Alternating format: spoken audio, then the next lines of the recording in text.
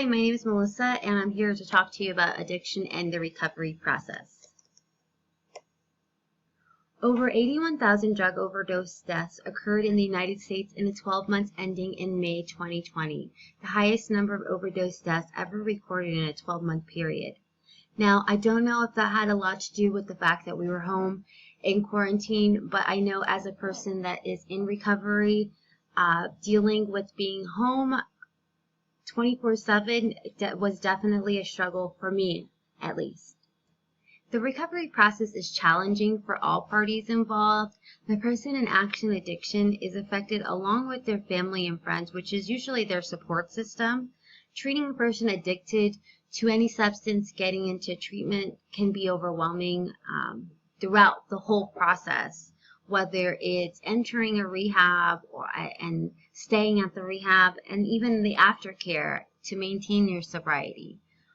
Also, it takes the understanding of what causes a person to use, which could stem anywhere from childhood trauma to mental health issues. Although with determination and healthy coping mechanisms, it can be achieved. Maintaining a healthy lifestyle with new coping mechanisms will ultimately help keep a person from using again. At least it helped me. Entering a rehabilitation program is difficult. The need or want to continue to use inhibits irrational thoughts and actions. Not having insurance provider or the funds will deter a person from seeking help. The drying out period is the scariest for most users and super overwhelming. And that's the period that will usually cause someone to use. That during my sobriety or my story or journey into recovery, those were those points where I relapsed often because rehabilitation or the recovery process isn't a one-stop shop. It takes a lot of following up and getting back up. Again, completing a 28-day treatment program is challenging. Mostly finding the root of a person's disease is key. Usually they go undiagnosed with mental health for years. Estimates have consistently found that between 30 and 40% of an individual with substance abuse problems also experience symptoms of depression. Leaving against medical advice, which a lot of users do, is the biggest cause for relapse. Demonstrated increased likelihood between 10.07% to 11.97% will go back to using. Aftercare services and options must be set in stone before leaving a facility to ensure a healthy and successful recovery. The next part and another important part are finding a sobriety house with intensive outpatient treatment and regular NA attendance are vital for long-term sobriety. Sober living facilities create a safe place and a healthy environment in early recovery.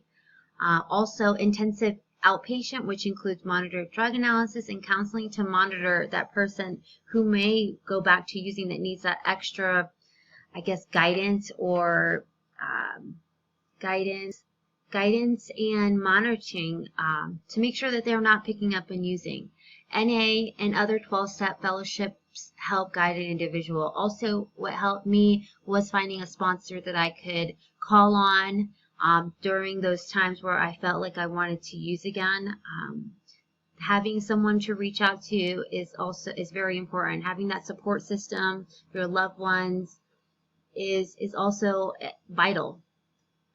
Although entering into an addiction facility is scary and challenging, once a client is admitted, the process of healing can begin. Once an addict finds the root of their disease is when they can be treated. That is when the real healing begins. Once a healthy lifestyle is established, aftercare programs aid those clients in identifying a new normal version of life. Also, I found that finding something else to keep my mind busy. I picked up running, so whenever I felt like using, I would run. Whenever I felt those thoughts creeping back into my thoughts, I would run, and it was my outlet. And I knew that no matter how far I went, I had to rely on myself to get back to wherever I needed to go. Living and working in recovery has shown me all sides of addiction, the good, the bad, and the ugly. I speak so passionately about this subject because through this process I found my own sobriety and sanity. I found that rebuilding my life with the rubble of destruction that drugs left me gave me such a strong foundation for success and has me here today.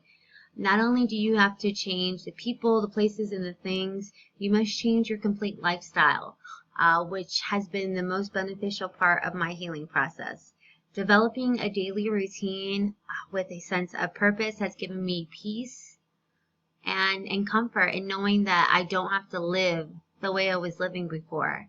Not only do I have my sanity, but I also have my sobriety that I continue to work for each day. Thank you for taking the time to listen to me, and I hope this helps someone someday.